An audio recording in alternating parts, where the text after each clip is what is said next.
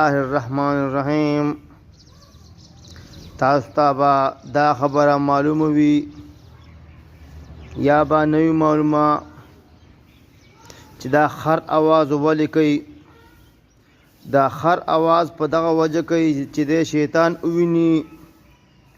نو لہذا چې کله تاسو د خر اواز واورئ نو تاسو به ووایئ اعوذ بالله من الشیطان الرجیم.